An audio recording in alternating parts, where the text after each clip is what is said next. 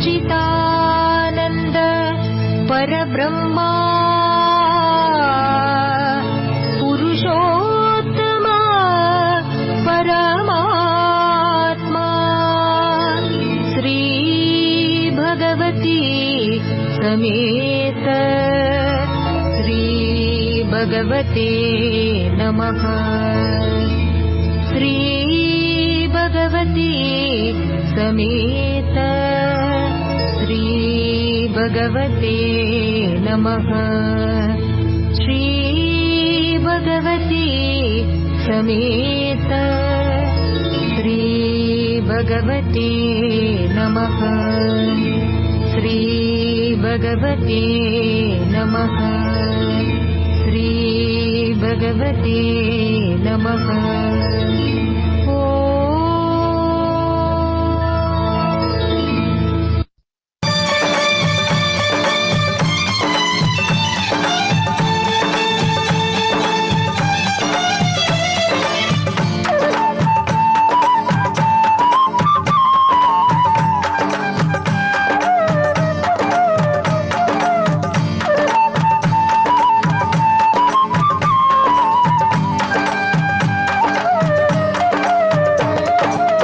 கண்களெல்லாம் தேடி வரும் கருணை முகம் காண வரும், கண்களெல்லாம் தேடி வரும் கருணை முகம் காண வரும்.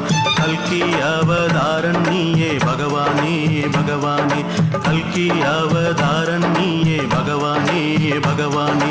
நேமத்திலே நின்றவனே நெஞ்சங்களில் நிறைந்தவனே, நேமத்திலே நின்றவனே நெஞ்சங்களில் நிறைந்தவனே. ஓம் கல்கியே ஓம் பகவானே, ஓம் கல்கியே ஓம் பகவானே, ஓம் கல்கியே ஓம் பகவானே.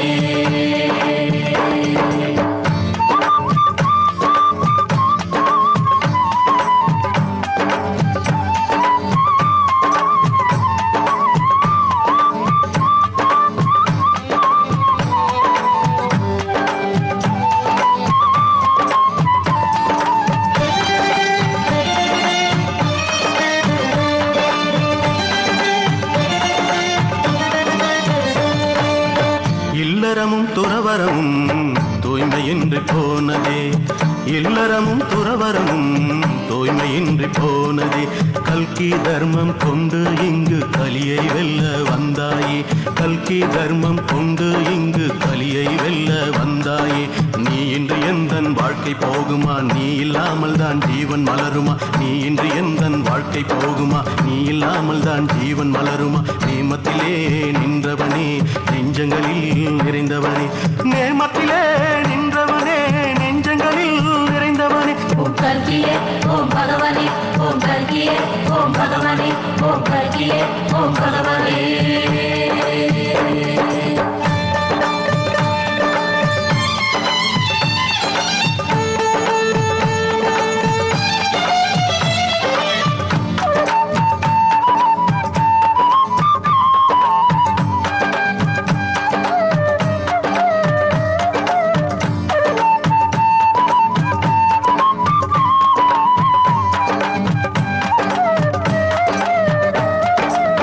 சத்தியயுகம் படைத்திடவே சங்கல்பமே கொண்டாயே, சத்தியயுகம் படைத்திடவே சங்கல்பமே கொண்டாயே.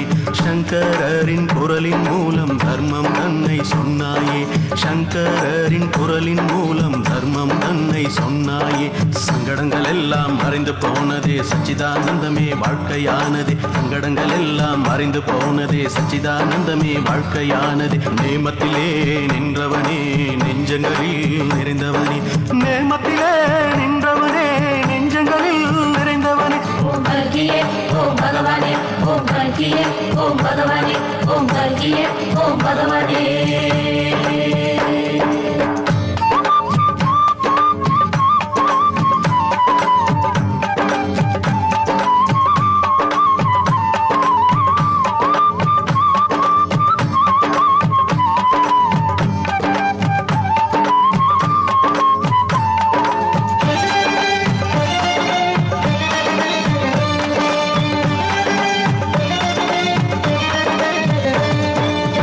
வேண்டும் வரம் பெற்றிடவே வரையக்கை வந்தோமே, வேண்டும் வரம் பெற்றிடவே வரைய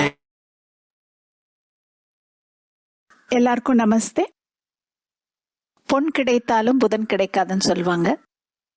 புதன்கிழமை அவ்வளோ விசேஷம். குறிப்பா கல்வி ஞானம் பெறுவதற்கு ஒரு விசேஷமான தினம். ஸோ இன்னைக்கு நாம ஸ்ரீ அம்மா பகவானுடைய ஞான போதனையை கேட்க போறோம். இந்த போதனை கேட்பதற்கு முன்பாகவே நம்ம எல்லாரும் ஒரு பிரார்த்தனையோட ஸ்டார்ட் பண்ணலாம். நம்ம கேட்க போற இந்த ஞானமானது இன்னைக்கு நம்ம எல்லாருக்குள்ளேயும் ஒரு உள்ள தெளிவையும் மன மகிழ்ச்சியும் வாழ்க்கையில் ஒரு வளர்ச்சியும் கொடுக்கணும் அப்படின்னு ஒரு பிரார்த்தனை செய்யலாம். எல்லாரும் கண் மூடிக்கோங்க, பார்க்கலாம். ஒரு க்ஷணம் இந்த பிரார்த்தனையை மனசுல வச்சுக்கோங்க.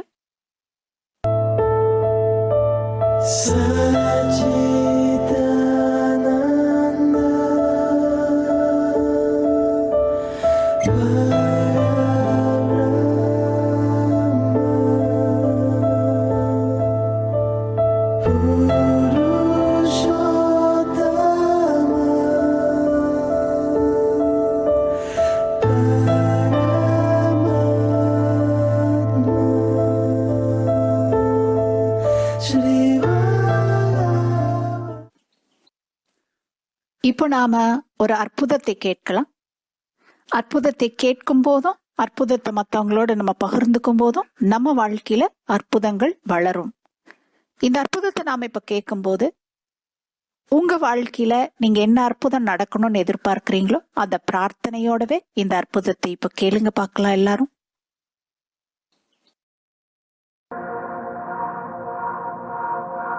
ஒவ்வொரு சம்பவமும் நிகழ்வும் ஒரு தெய்வீக நேரம் மற்றும் ஒரு தெய்வீக ஒழுங்குமுறையோடு தெய்வீகமாக திட்டமிடப்பட்டுள்ளது.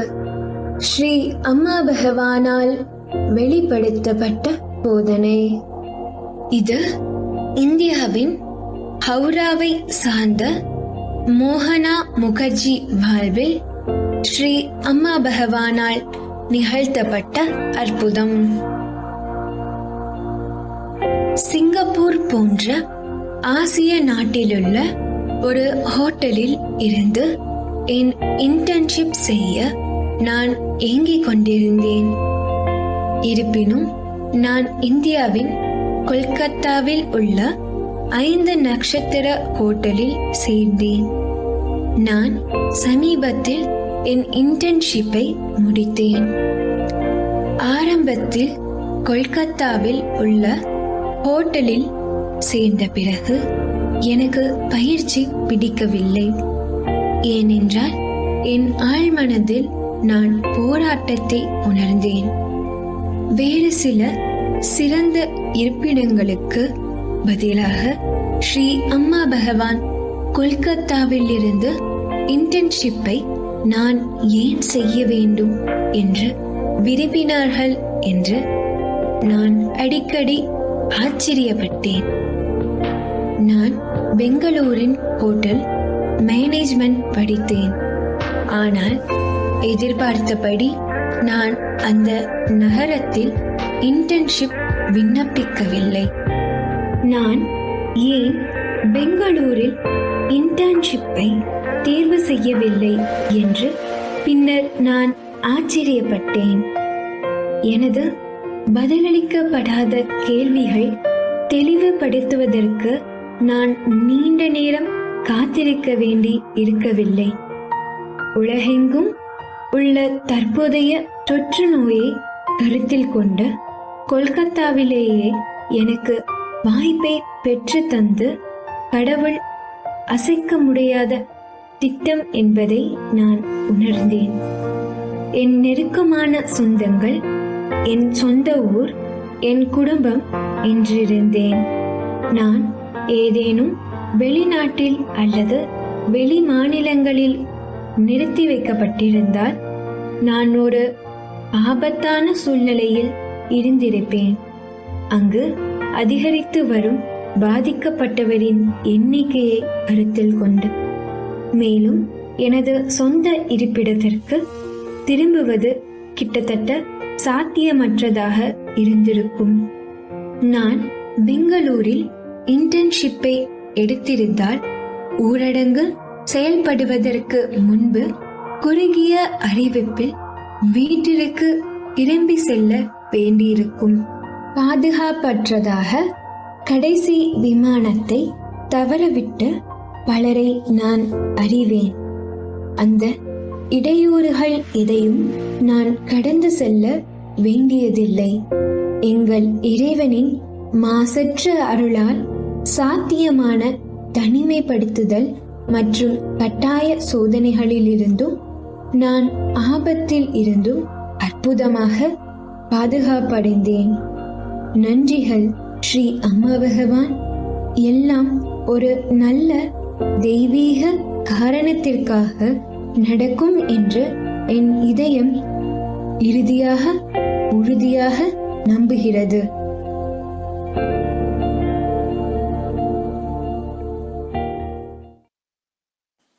இப்ப நாம ஸ்ரீ பகவானுடைய ஞான போதனையை கேட்போம்.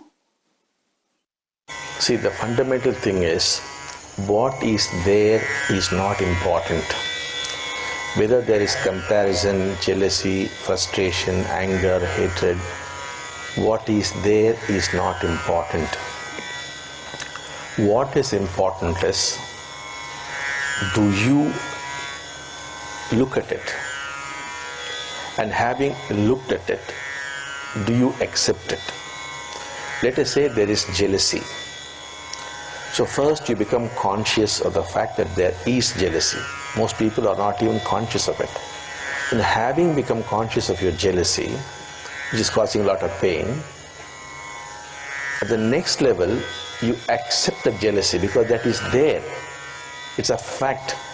There's nothing you could do about it. Anything you do about it is just whitewashing the fact, putting it under the carpet. It will soon start stinking. So you accept it. Now, the moment you accept anything, whatever that is, that's not important, there is no wastage of energy. When there's no wastage of energy, and energy is still, because it's not being wasted, that only is joy, that only is happiness. That is all. It does not depend on any condition, not the acquisition of a building or a car or whatever. That gives you pleasure. Joy or happiness does not depend on these factors. It depends on only one factor, that is the stillness of energy. Energy is still when there is acceptance. And before you accept, you must know it is there. So what is there is totally unimportant. That is why I am telling you, God does not judge you. When He does not judge you, why do you judge yourself? And what is there is in the human mind, which is millions of years old. It's an ancient mind, it is there. It's not your mind or his mind, it is just the human mind. All these things are there. The human mind, which has got a self, will have these emotions, will have these feelings. It is part of the human mind, it is its basic nature. Like if you take sugar, it has got a particular taste, it has got a certain color, it has got a crystalline form. So these are the characteristics of sugar. These are the characteristics of the human mind. Certain aspects of the human mind are flowing through you, certain aspects of the human mind are flowing through him. There's nothing you can do about it, there's nothing you should do about it. All that you should do is, see, it is there. Yes, it is there. Embrace it because it is there. Be friends with it, accept it. And when you do that, all conflict ceases. When there's no conflict, energy is not wasted. And when energy is there, that only is joy and happiness. It's as simple as that. It is no use doing some pranayama, doing this thing, that thing. These things, of course, have their own effect. But then again you're going to get into conflict, and again the problem is going to start. It could give you temporary relief. If you want permanent relief, you must learn not to struggle with yourself, which means to accept whatever is there. When God is not judging you, why should you judge yourself? Whenever you confront these things, whether it is fear or anger or lust or whatever that is, they start telling you a story. Once the story is told, there's no more problem. You must wait till the story is complete. So this lust now began to explain itself to him. What was the story? This person was doing theoretical physics. Later on went on to become one of the world's top physicists. He hated experimental physics. He never liked it. But then he had no other go, but he had to do experimental physics, which he hated. So the dislike for experimental physics, doing something which he did not like to do, that conflict became fear, and fear became lust. And lust, he was fighting with it, which was becoming more. So then he said, oh, this is the story. Then he said, it's much easier to deal with experimental physics than lust. He began to embrace it. He spoke to his professor. He became happy in the laboratory, and the problem settled down. So that is what happens to life. You have to confront, accept, then it will tell its story, and you become free.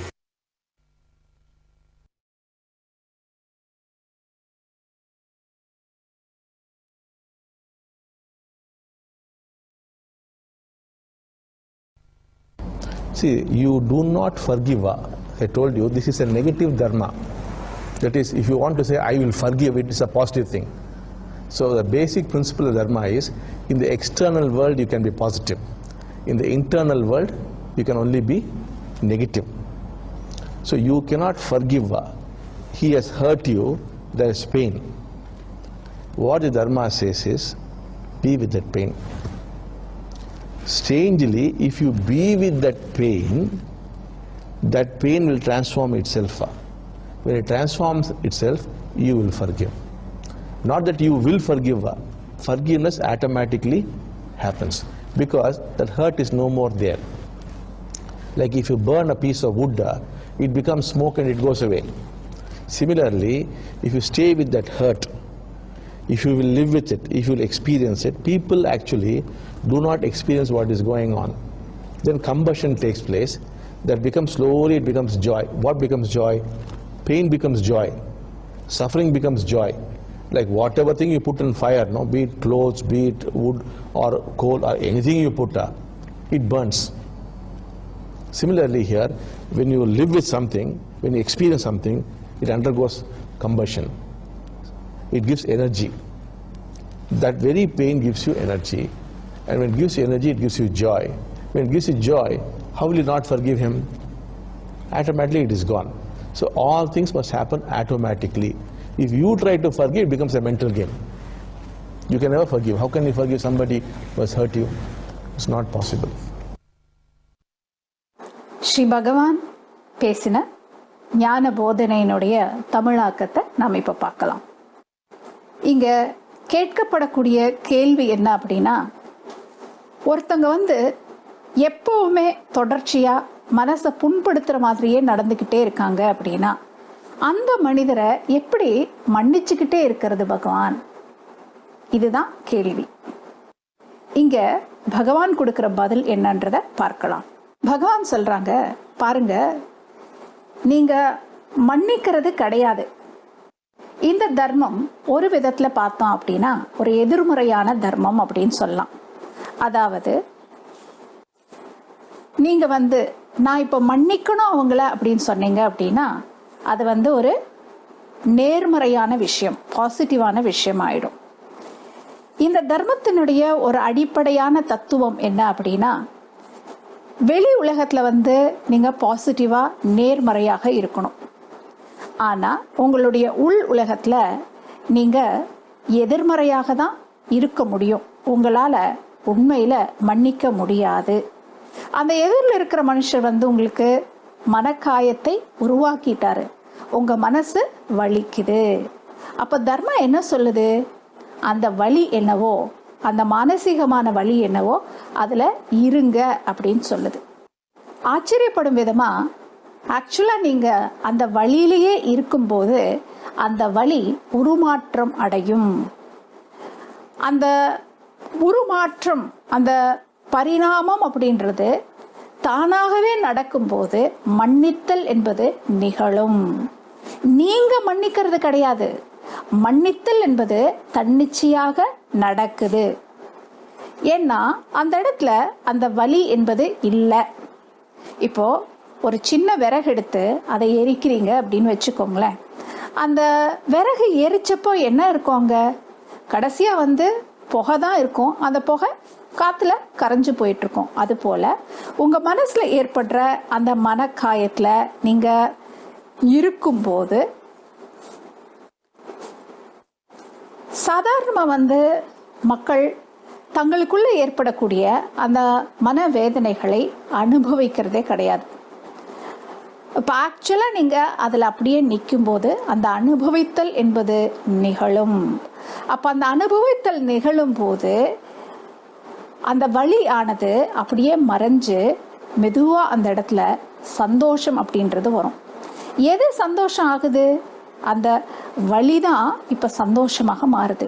அந்த துயரம் தான் இப்போ ஆனந்தமாக மாறுது. ஒரு நெருப்பு இருக்கு வச்சுக்கோங்க. அந்த நெருப்புல நீங்க எது போட்டீங்க அப்படின்னா கூட அது கரித்துண்டா இருக்கலாம், விறகா இருக்கலாம், துணியா இருக்கலாம், எது வேணா போடலாம். ஆனா அந்த நெருப்பு அதை எரிச்சணும் இல்லையா? அது போல நீங்க உங்களுக்குள்ள ஏற்படும் அந்த வேதனையோ அந்த உணர்ச்சியோ அதுல நீங்க நிற்கும் போது நீங்க அனுபவிப்பீங்க. அந்த அனுபவித்தல் என்பது நடக்கும் போது அந்த வலியானதங்க அப்படியே அது கரைஞ்சு போயிடுது. அப்ப அந்த இடத்துல என்ன இருக்கோ, ஒரு உற்சாகம், ஒரு சக்தி இருக்கும். எது வலியாக இருந்ததோ முன்னாடி அதுவே இப்போ உங்களுக்கு ஒரு சக்தியாக, எனர்ஜியாக மாறிடுச்சு. உங்களுக்கு சந்தோஷம் ஏற்படுது. உங்களுக்குள்ள ஒரு சந்தோஷம் ஏற்பட்டப்போ நீங்க எப்படி அந்த எதிர் மனிதரை மன்னிக்காம இருக்க முடியும்? அந்த கோபம் என்பது, அந்த மனக்காயம் என்பது சகஜமாவே அது காணாம போயிடுச்சு. எல்லாமே இந்த மாதிரி தன்னிச்சையாக நடக்கணும். நீங்க மன்னிக்கிறதுக்காக முயற்சி நீங்க செய்தீங்க அப்படின்னா அது மனசு ஆடக்கூடிய இன்னொரு விளையாட்டு தான். அது ஒரு கேம் தான். நம்மளால என்னைக்குமே மன்னிக்க முடியாது. நீங்க எப்படி உங்களுக்கு மனசு காயம் கொடுத்த ஒருத்தங்களை மன்னிக்க முடியும்? இது சாத்தியமே இல்லை. ஸ்ரீ பகவான் பேசின ஞான போதனையினுடைய தமிழாக்கத்தை பார்த்தோம். இப்ப அதனுடைய விரிவுரையை நம்ம பார்க்கலாம். நம்ம எல்லாரும் நிறைய வாட்டி தர்மால பல கிளாஸஸ் அட்டன் பண்ணியிருக்கோம், பல ப்ராசஸஸ் அண்டர்கோ ஆகியிருக்கோம். அதனால நிறைய உறவு முறைகள்ல இருந்த பிரச்சனைகள் நம்மளுக்கு தீர்ந்திருக்கு, நிறைய உறவுகள் நம்மளுக்கு சரியாயிருக்கு. ஆனாலும் நம்மளுக்கு வரக்கூடிய ஒரு கேள்வி என்னன்னா, நம்ம வாழ்க்கைக்கு சம்பந்தப்பட்ட சில நபர்கள், அவங்க கிட்ட அவங்களோட அணுகுமுறை, அவங்க பேசக்கூடிய விதம், அவங்க செய்யற சில செயல்கள், இதனால தொடர்ச்சியா அவங்க நம்ம மனசை புண்படுத்திக்கிட்டே இருக்காங்க. இப்படி தொடர்ச்சியா அவங்க புண்படுத்திக்கிட்டே இருக்கும்போது அவங்கள எப்படிதான் மன்னிக்கிறது? எத்தனை வாட்டி தான் மன்னிக்கிறது? இது நம்மளுக்கு புரியவே மாட்டேங்குது. இந்த கேள்விக்கு தான் ஸ்ரீ பகவான் நம்மளுக்கு ரொம்ப அற்புதமான ஒரு விளக்கத்தை கொடுத்திருக்கிறார். இங்க 2 விஷயங்கள் இருக்கு. ஒன்று வெளி உலகம், இன்னொன்று உள் உலகம். வெளி உலகம் அப்படிங்கிறப்போ அங்க நம்ம ரொம்ப பாசிட்டிவாக இருக்கணும். எல்லா இடத்துலையும் ஒரு செயல் அப்படிங்கிறப்போ அந்த செயல்ல இறங்கணும், செய்யணும். வார்த்தைகள் கூட சுபமா, லாபமா, மங்களமா, அப்படி எல்லா இடத்துலையுமே நம்ம வெளி உலகம் சம்பந்தமா பாசிட்டிவாக இருக்கணும்.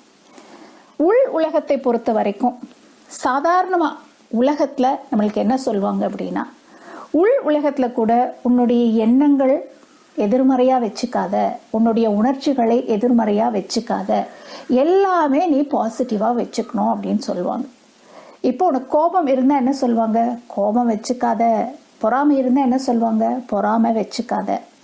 இப்போ அதுக்கு பதிலாக அங்கே என்ன இருக்கணும் அப்படின்றாங்க? பொறாமைக்கு பதிலாக தாராள குணம் இருக்கணும் அப்படின்னு சொல்றாங்க. கோபத்துக்கு பதிலாக பொறுமை இருக்கணும் அப்படின்னு சொல்றாங்க. வெளியில அஃப்கோர்ஸ் நம்மளுக்கு எவ்வளோ கோபம் இருந்தாலும், எவ்வளோ பொறாமை உள்ள இருந்தாலும், வெளியில நம்ம அடுத்தவங்க கிட்ட ரொம்ப நல்ல விதமாக தான் நடந்துக்கணும்.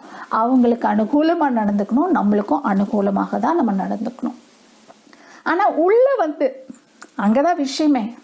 உள்ளுக்குள்ள இந்த உணர்ச்சிகள் எழும்போது, நம்மளுக்குள்ள ஒரு மனக்காயம் எழும்போது, சாதாரணமா உலகத்துல நம்மளுக்கு என்ன சொல்லி கொடுப்பாங்கன்னா, கோபப்படாதப்பா, கோபம் வரக்கூடாது, அது தப்பு, நீ அந்த இடத்துல அமைதியை வர வச்சுக்கணும். பொறாமப்படக்கூடாதுப்பா, அந்த இடத்துல நீ தாராள குணத்தை வளர்த்துக்கணும். மனக்காயம் வச்சுக்க கூடாது, வெறுப்பு வச்சுக்க கூடாது, அந்த இடத்துல அன்பை வளர்த்துக்கணும். அப்படின்னா இதெல்லாம் என்னன்னா, இது இருக்கக்கூடாது, இதை வச்சுக்கணும் அப்படின்னு ஒரு விஷயத்த அவங்க சொல்லும்போது அது என்னன்னா, அதுதான் ஒரு பாசிட்டிவ் டீச்சிங். அது நீ இப்ப எப்படி இருக்கியோ அது ஆகாது, நீ வேற ஆகணும் அப்படிங்கிறப்போ அது பாசிட்டிவ் டீச்சிங். பகவான் என்ன சொல்றாரு, வெளியுலகத்தை பொறுத்த வரைக்கும் பகவத் தர்மா கூட நீ பாசிட்டிவாக எல்லாம் செய்ய சொல்லி இருந்தா போதிக்குது. ஆனா உள் உலகம் வரும்போது பகவத் தர்மா விசேஷமான ஒரு ரொம்ப சக்தி வாய்ந்த ஒரு ஞான உபதேசத்தை கொடுக்குது. உள் உலகம் வரும்போது இங்க தர்மா அடிப்படையில உள் உலகத்தை பொறுத்த வரைக்கும் நேர்மறையான ஒரு டீச்சிங்கை கொடுக்கல. அதாவது இப்படி இருக்க இப்படி ஆவு அப்படின்னு எங்கேயோ போய் சேர்றதுக்கு சொல்லல. தர்மா என்ன சொல்லுது, உள் உலகத்தை பொறுத்த வரைக்கும் இருத்தல், நீ எங்க இருக்கியோ அந்த இடத்துல இரு அப்படின்னு சொல்லி கொடுக்குது தர்மா. இப்போ உதாரணத்துக்கு மனக்காயம், இது ரொம்ப பெரிய பிரச்சனை நம்ம எல்லாருக்கும். ஏதோ ஒரு உறவுல ஏதோ ஒரு விஷயத்துல தினம் தினம் நம்ம எல்லாரும் கண்டிப்பா அனுபவிக்கிற ஒரு உணர்ச்சி என்னன்னா இந்த மனக்காயம். ஏதோ ஒரு இடத்துல ஒரு மனசு வலி வரும். நம்ம தர்மால உறவு முறைகள் நல்லா வச்சுக்கணும் அப்படின்ற போதனையை கேட்டு நம்ம நிறைய பேர் நம்ம என்ன பண்றோம்னா, அந்த காயம் மனசுக்கு வந்துருது, அந்த வலி வந்துருது. ஆனா கோபதாவும் வச்சுக்கூடாதுன்னு சொல்றாங்க இல்லையா, நம்ம மன்னிச்சிடணும் இல்லையா அப்படின்னு சொல்லி உங்களை மன்னிக்கிறதுக்காக ஒரு முயற்சி நீங்க மேற்கொள்றீங்க. அங்கதான் பகவான் என்ன சொல்றாரு, உன் முயற்சியால நீ உள்ள என்னமோ வழி இருக்கு, அவன் அந்த மாதிரி பேசினா ஹர்ட் ஆறது தானே சகஜம். ஹர்ட் ஆகாம எப்படி இருப்போம், நம்ம மனசுக்கு வலிதானே வரும். அந்த மாதிரி அவங்க செய்தா வலிக்கிறது சகஜம். ஸோ அந்த இடத்துல அந்த வலியை அப்படியே ஒதுக்கி வச்சுக்கிட்டு நான் மன்னிச்சிட்டேன் அப்படின்னு நீங்க சொல்லிட்டு போனாலும் 4 நாள் இல்லை 10 நாள் கழிச்சு திரும்ப மேலே வருது இல்லை. அதனால்தான் சில சமயம் நம்ம ரொம்ப பொறுமையா அனுசரணையா போவோம். 10 நாள் 15 நாள் கழிச்சு ஏதோ ஒரு உப்புச்சப்பு இல்லாத ஒரு விஷயத்துல சண்டை வரும்போது முன்னாடி 1 மாசத்துக்கு முன்னாடி நடந்த விஷயம் எல்லாம் இப்போ கிளறி பேசுவோம். எதிராளுக்கு ஷாக்கா இருக்கும். அன்னைக்கெல்லாம் அமைதியா இருந்தாங்க, என்னது இப்ப எல்லாமே எடுத்து பேசுறாங்க அவங்க. அப்படின்னா ஹர்ட் ஆகுது நம்மளுக்கு. அங்க மன்னிச்சிடணும் அப்படின்னு ஒரு முயற்சியில நம்ம போயிட்டு இருக்கோம்.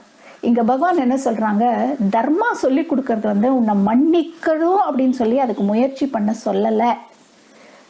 அந்த ஹர்ட் இருக்குது, அந்த ஹர்ட்டை விட்டுட்டு அந்த இடத்துல நீ ஆனந்தம் ஆயிடு, அதுக்கு முயற்சி பண்ணுன்னு சொல்லல. தர்மா என்ன சொல்லுதுன்னா, உள்ள என்ன இருக்குதோ அங்க நில்லு அப்படின்னு சொல்லுது. மனசு வலிச்சுச்சா, ஹர்ட் ஆச்சு இல்லையா, மனக்காயம் வந்துச்சு இல்லையா, ரொம்ப வலிக்குது இல்லையா, நோகுது இல்லையா, அந்த நோவுல அந்த வழியில இருங்க உள்ள அப்படின்னு சொல்லுது.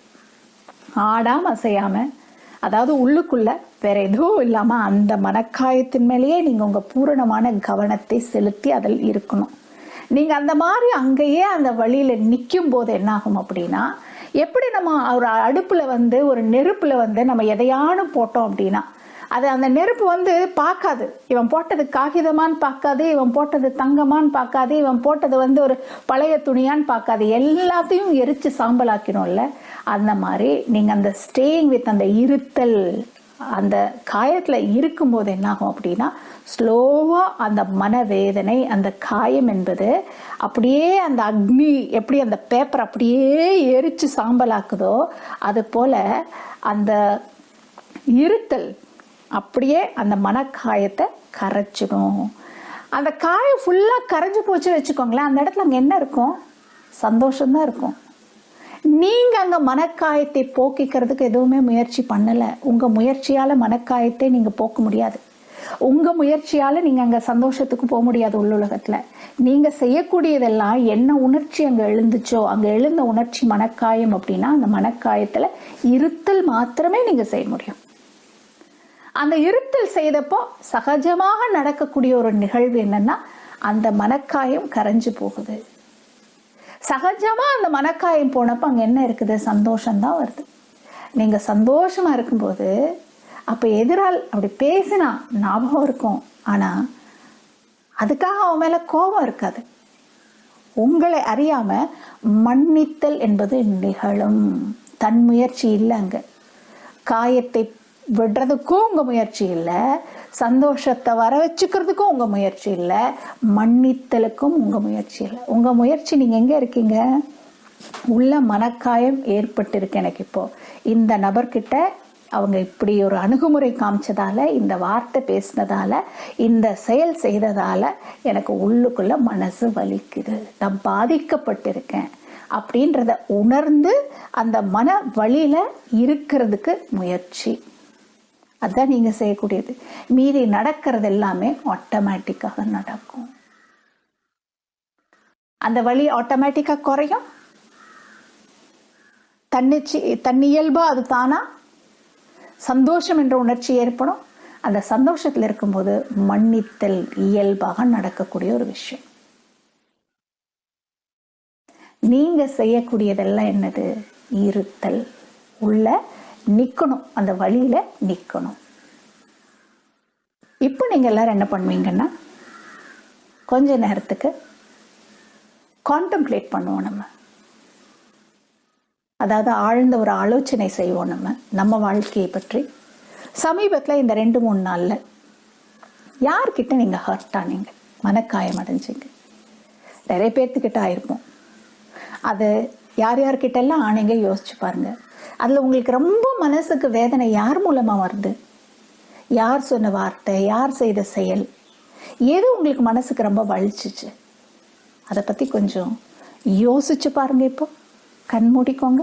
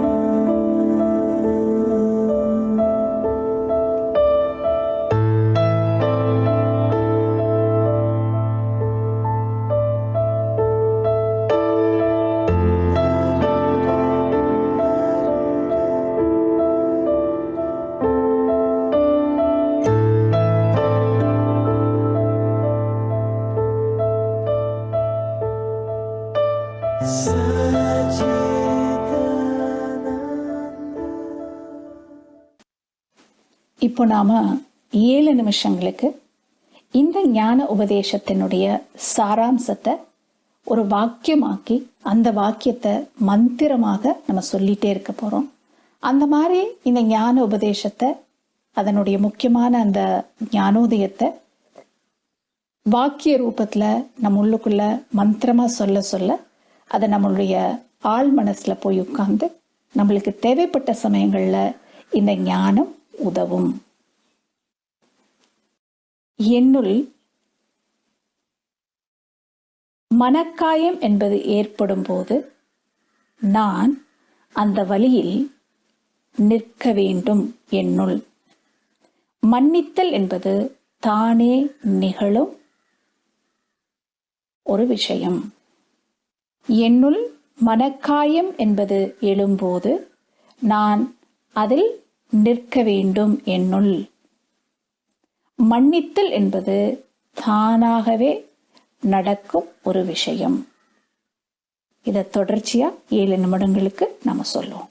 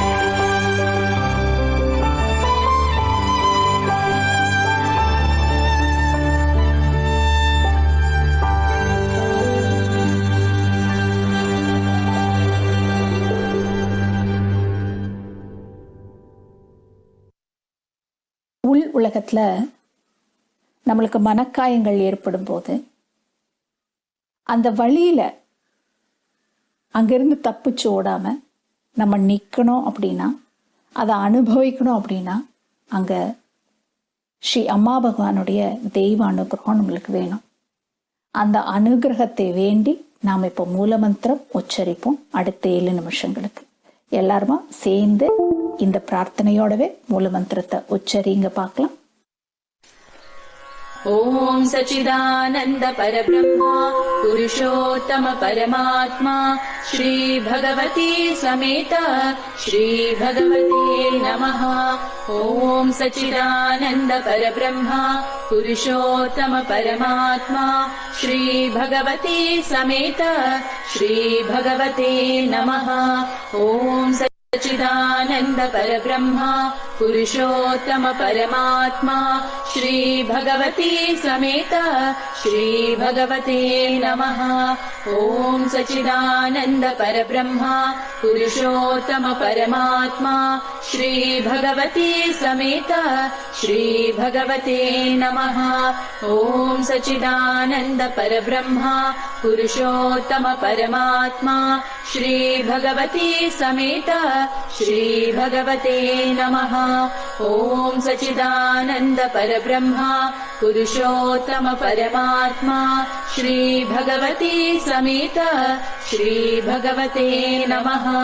ॐ सच्चिदानन्द परब्रह्मा पुरुषोत्तम परमात्मा श्री भगवती समेत श्री भगवते नमः।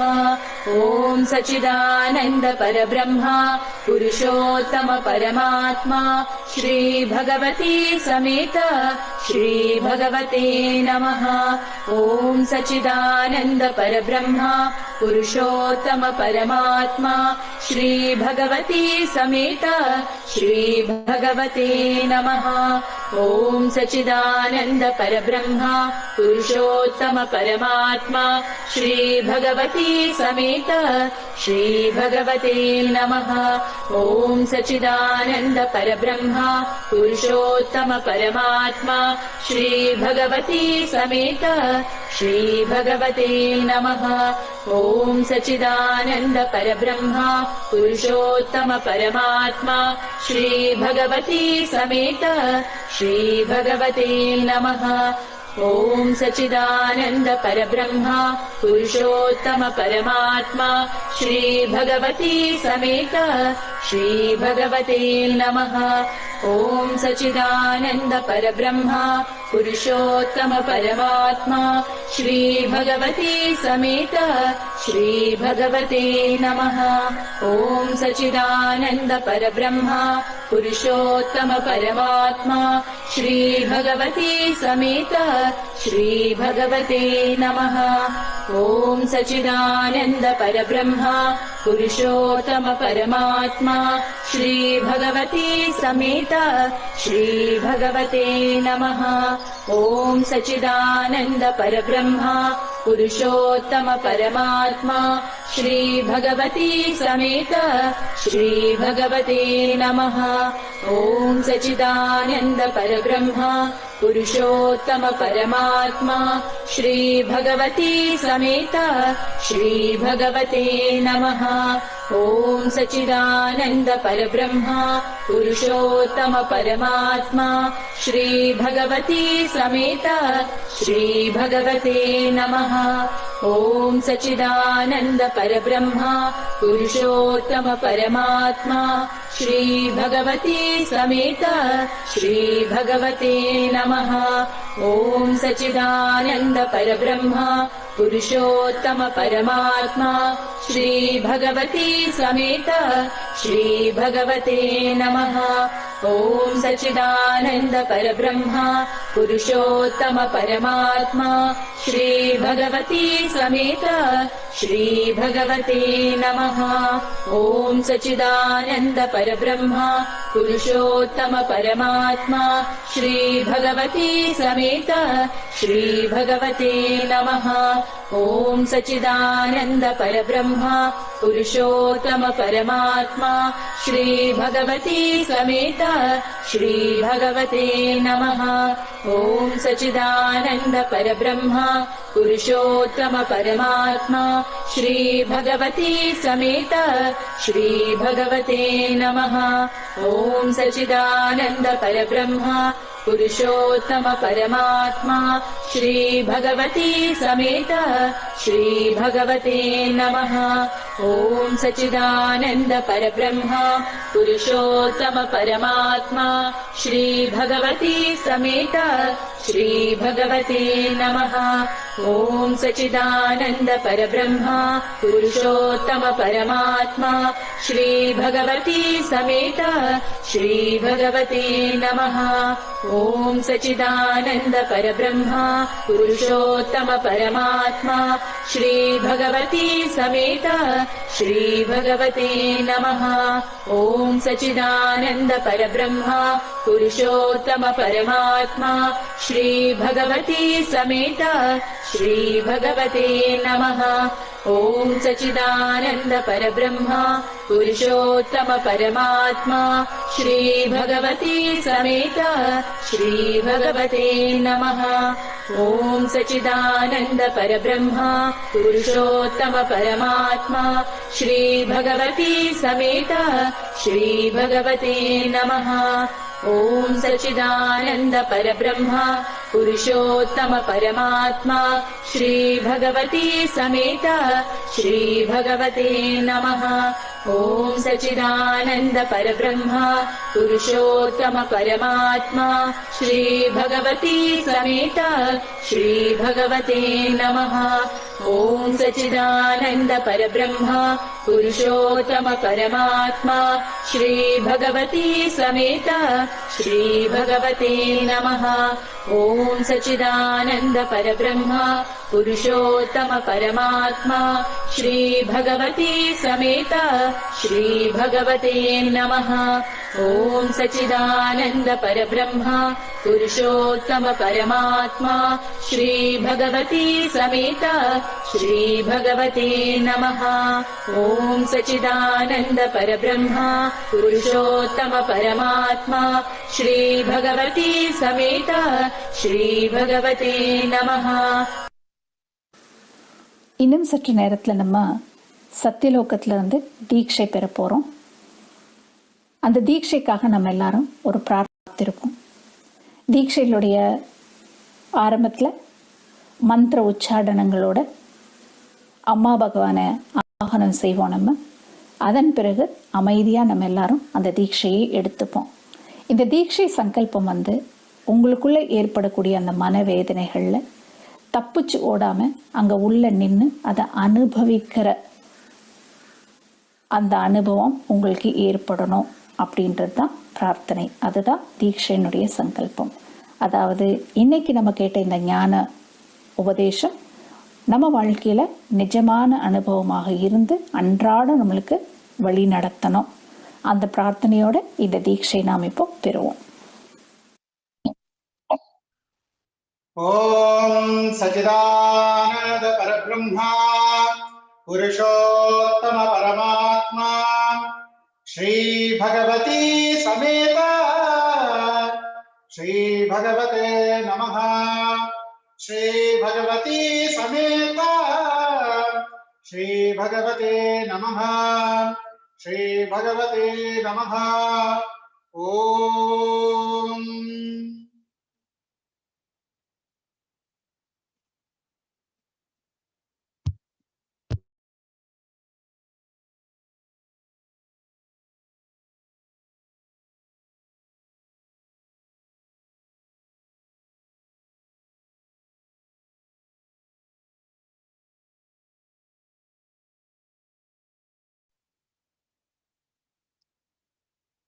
ॐ नमो वाचे याचोधिता याचानुदिता तस्मै वाचे नमो नमो। वाचे नमो वाचस्पतये नमः ऋषिभ्यो मन्त्रकृद्भ्यो मन्त्रपतिभ्यो मां ऋषयो मन्त्रकृतो मन्त्रपतयः परा दुर्माकं ऋषीन् मन्त्रकृतो मन्त्रपतीन् पराधां वैश्वदेवीम् वाचमुध्यासकं शिवामदस्तां जुष्टां देवेभ्यः शर्म मेद्यौ शर्म पृथिवी शर्म विश्वमिदं जगत् शर्म चन्द्रश्च सूर्यश्च शर्म ब्रह्म प्रजापति भूतं वदिष्ये भुवनं वदिष्ये तेजो वदिष्ये यशो वदिष्ये तपो वदिष्ये ब्रह्म वदिष्ये सत्यं वदिष्ये तस्मा अहमिदमुपस्तरणमुपतृणमुपस्तरणं मे प्रजायै पशूनां भूयादुपस्तरणमहं प्रजायै पशूनां भूयासं प्राणापानो मृत्योर्मापातम् प्राणापानौ मामाकाशिष्टं मधुमनिष्ये मधुजनिष्ये मधुवक्ष्यामि मधुवदिष्यामि मधुमतीम् देवेभ्यो वाचमुध्यासकं शुश्रूषेण्याम् मनुष्येभ्यस्तं मा देवा अवन्तु शोभायै पितरोऽनुमदन्तु शन्नो वातः पवतां मातरिश्वासन्नस्तपतु सूर्यः अहानिशं भवन्तु नश्यगं रात्रः प्रतिधीयताम् शमुषा नो उच्यतु शमादित्य उदेतु नः शिवा नश्यन्तमा भव सुमृडीका सरस्वती मातेऽप्योमसन्दृशी ॐ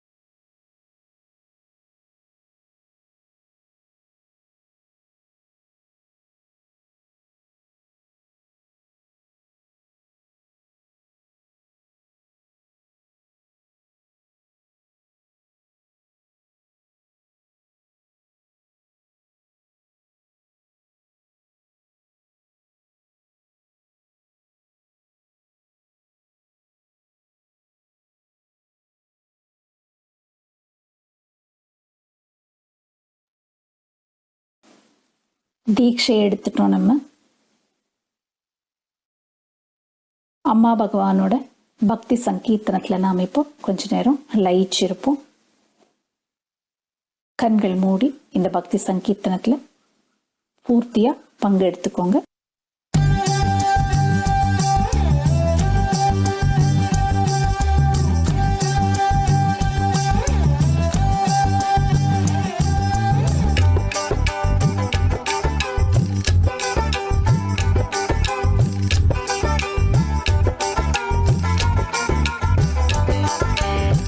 ತಾಯೇ ಭಗವತಿಯೇ ತಾಯಿ ನಿನ್ನ ಪಾದವೇ ಗತಿಯಮ್ಮ, ಅಮ್ಮ ಪಾದವೇ ಗತಿಯಮ್ಮ, ಅಮ್ಮ ಪದ್ಮಾವತಿ ಅಮ್ಮ, ಅಮ್ಮ ಪದ್ಮಾವತಿ ಅಮ್ಮ.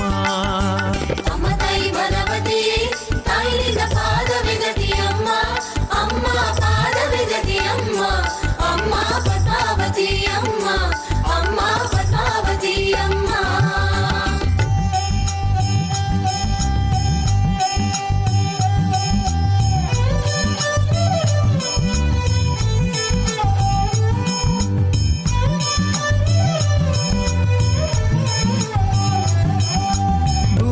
ಬಂದ ದೈವವೇ ನನ್ನ ಹೃದಯದಿ ನಿಂತ ದೈವವೇ, ತಂದೆಯಾಗಿ ತಾಯಾಗಿ ನನ್ನ ಕೈ ಹಿಡಿದ ದೈವವೇ, ಅಮ್ಮ ಪದ್ಮಾವತಿ ಅಮ್ಮ, ಅಮ್ಮ ಪದ್ಮಾವತಿ ಅಮ್ಮ. ಭೂಮಿ ಮೇಲೆ ಬಂದ ದೈವವೇ ನನ್ನ ಹೃದಯದಿ ನಿಂತ ದೈವವೇ, ತಂದೆಯಾಗಿ ತಾಯಾಗಿ ನನ್ನ ಕೈ ಹಿಡಿದ ದೈವವೇ, ಅಮ್ಮ ಪದ್ಮಾವತಿ ಅಮ್ಮ, ಅಮ್ಮ ಪದ್ಮಾವತಿ ಅಮ್ಮ. ಕರುಣೆಯ ಕಡಲಲ್ಲಿ ನನ್ನ ತೇಲಿಸಿ ಮುಳುಗಿಸಿದೆ, ದುಃಖವೆಲ್ಲ ದೂರ ಮಾಡಿ ನನ್ನ ಪ್ರೀತಿಯಿಂದ ಅಪ್ಪಿಕೊಂಡೆ, ಅಮ್ಮ ಪದ್ಮಾವತಿ ಅಮ್ಮ, ಅಮ್ಮ ಪದ್ಮಾವತಿ ಅಮ್ಮ. ಕರುಣೆಯ ಕಡಲಲ್ಲಿ ನನ್ನ ತೇಲಿಸಿ ಮುಳುಗಿಸಿದೆ, ದುಃಖವೆಲ್ಲ ದೂರ ಮಾಡಿ ನನ್ನ ಪ್ರೀತಿಯಿಂದ ಅಪ್ಪಿಕೊಂಡೆ, ಅಮ್ಮ ಪದ್ಮಾವತಿ ಅಮ್ಮ, ಅಮ್ಮ ಪದ್ಮಾವತಿ ಅಮ್ಮ.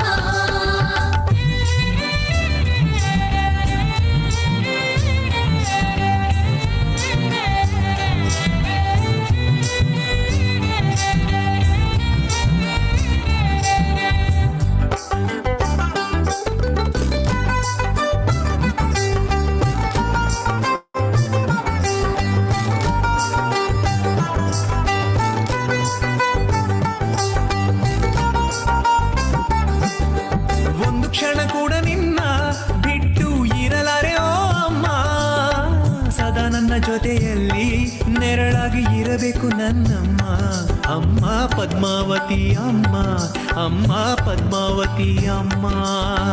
ಒಂದು ಕ್ಷಣ ಕೂಡ ನಿನ್ನ ಬಿಟ್ಟು ಇರಲಾರೆ ಓ ಅಮ್ಮ, ಸದಾ ನನ್ನ ಜೊತೆಯಲ್ಲಿ ನೆರಳಾಗಿ ಇರಬೇಕು ನನ್ನಮ್ಮ, ಅಮ್ಮ ಪದ್ಮಾವತಿ ಅಮ್ಮ, ಅಮ್ಮ ಪದ್ಮಾವತಿ ಅಮ್ಮ. ಜನ್ಮ ಜನ್ಮದಲ್ಲೂ ನಾನು ನಿನ್ನ ದರ್ಶನಕ್ಕೆ ಕಾದೆ, ಈ ಜನ್ಮದಲ್ಲಿ ನೀನು ನನಗೆ ದರ್ಶನವ ನೀಡಿದೆ, ಅಮ್ಮ ಪದ್ಮಾವತಿ ಅಮ್ಮ, ಅಮ್ಮ ಪದ್ಮಾವತಿ ಅಮ್ಮ. ಜನ್ಮ ಜನ್ಮದಲ್ಲೂ ನಾನು ನಿನ್ನ ದರ್ಶನಕ್ಕೆ ಕಾದೆ, ಈ ಜನ್ಮದಲ್ಲಿ ನೀನು ನನಗೆ ದರ್ಶನವ ನೀಡಿದೆ, ಅಮ್ಮ ಪದ್ಮಾವತಿ ಅಮ್ಮ, ಅಮ್ಮ ಪದ್ಮಾವತಿ ಅಮ್ಮ. ಅಮ್ಮ ತಾಯಿ ಭಗವತಿಯೇ ತಾಯಿ ನಿನ್ನ ಪಾದವೇ ಗತಿಯಮ್ಮ, ಅಮ್ಮ ಪಾದವೇ ಗತಿಯಮ್ಮ, ಅಮ್ಮ ಪದ್ಮಾವತಿ ಅಮ್ಮ, ಅಮ್ಮ ಪದ್ಮಾವತಿ ಅಮ್ಮ. ಅಮ್ಮ ತಾಯಿ ಭಗವತಿಯೇ ತಾಯಿ ನಿನ್ನ ಪಾದವೇ ಗತಿಯಮ್ಮ, ಅಮ್ಮ ಪಾದವೇ ಗತಿಯಮ್ಮ, ಅಮ್ಮ ಪದ್ಮಾವತಿ ಅಮ್ಮ, ಅಮ್ಮ ಪದ್ಮಾವತಿ ಅಮ್ಮ. ಅಮ್ಮ ತಾಯಿ ಭಗವತಿಯೇ ತಾಯಿ ನಿನ್ನ ಪಾದವೇ ಗತಿಯಮ್ಮ, ಅಮ್ಮ ಪಾದವೇ ಗತಿಯಮ್ಮ, ಅಮ್ಮ ಪದ್ಮಾವತಿ ಅಮ್ಮ, ಅಮ್ಮ ಪದ್ಮಾವತಿ ಅಮ್ಮ. ಅಮ್ಮ ತಾಯಿ ಭಗವತಿಯೇ ತಾಯಿ ನಿನ್ನ ಪಾದವೇ ಗತಿಯಮ್ಮ, ಅಮ್ಮ ಪಾದವೇ ಗತಿಯಮ್ಮ,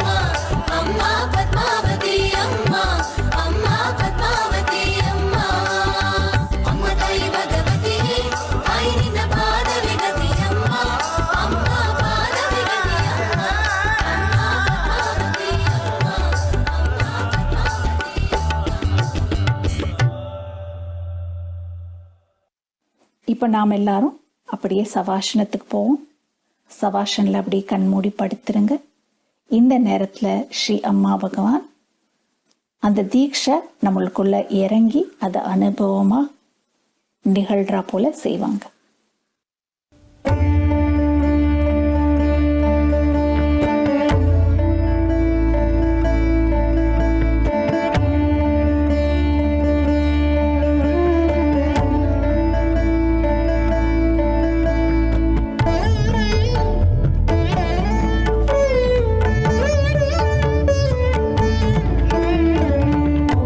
सच्चिदानन्द परब्रह्मा पुरुषोत्तम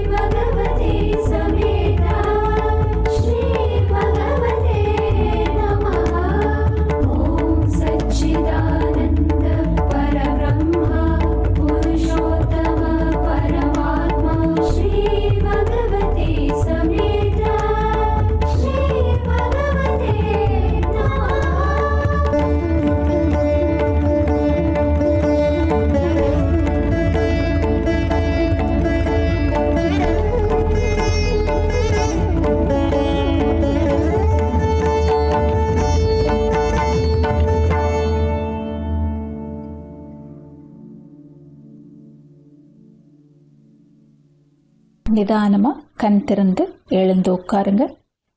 மங்கள ஹாரத்தி கொடுத்து நம்ம இன்றைய நிகழ்ச்சியை நிறைவு செய்துக்கலாம். எல்லாருக்கும் நன்றி. நமஸ்தே.